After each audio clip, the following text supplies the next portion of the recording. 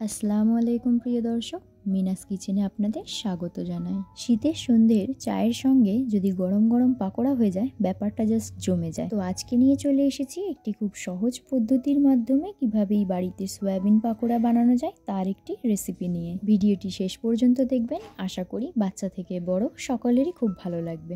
রেসিপিটি বানানোর জন্য প্রথমে আমরা একটি পাত্রে কিছুটা জল গরম করে নেব এবং জলটা সামান্য ফুটতে শুরু করলেই আমরা তাতে দিয়ে দেব 100 গ্রাম সয়া বড়ি বা সয়া চাঙ্কস। সয়াবিনের মধ্যে যে আঠালো গন্ধটা থাকে সেটা কাটানোর জন্যই আমরা সয়াবিনগুলোকে সামান্য জল দিয়ে ফুটিয়ে নেব এবং অন্যদিকে আদা ও রসুনগুলোকে কুচি করে কেটে নেব। এখানে আমরা আদা রসুনের পেস্ট ব্যবহার করব না, এখানে আদা রসুন কুচি করে নেব।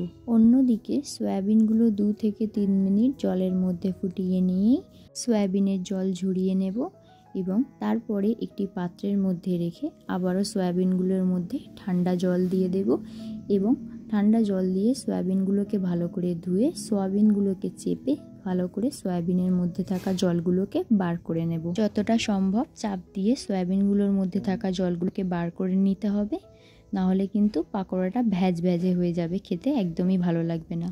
এরপর মশলা হিসেবে 1 টেবিল স্পুন আদা কুচি, 1 টেবিল স্পুন রসুন কুচি, 1 টেবিল স্পুন কাঁচা লঙ্কা কুচি, 1 টেবিল স্পুন মিট মশলা, 1 টেবিল স্পুন কাশ্মীরি লঙ্কা, হাফ টেবিল স্পুন হলুদ গুঁড়ো, হাফ টেবিল স্পুন জিরে গুঁড়ো এবং হাফ টেবিল স্পুন ধনে গুঁড়ো দিয়ে দিতে হবে। এরপর এর মধ্যে দিয়ে দেব 1 কাপ বেসন, 1 কাপ ময়দা, স্বাদ মতো নুন এবং 2 টেবিল স্পুন সয়াবিন অয়েল। আমি এখানে 100 গ্রাম সয়া বড়ির পাকোড়া করছি, তো সেই অনুযায়ী মশলাগুলো দিয়েছি। আপনারা যতটা পরিমাণের পাকোড়া তৈরি করবেন সেই হিসেবে মশলাগুলো ঠিকঠাক দেবেন।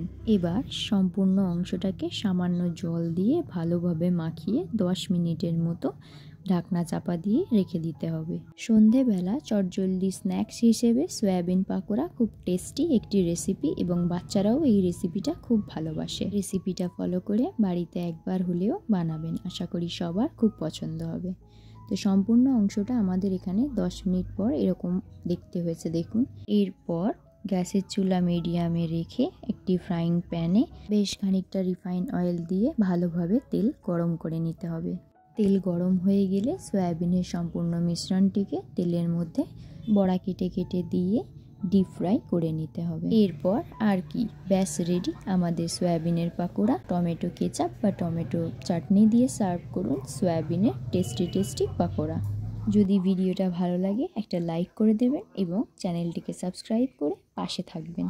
আমার চ্যানেল মিনাস কিচেনে এরকম সুন্দর ভিডিও আগে থেকেই আপলোড করা আছে, চাইলে আপনারা আমার চ্যানেলে ভিজিট করে আসতে পারেন। দেখা হবে পরের ভিডিওতে। আল্লাহ হাফিজ।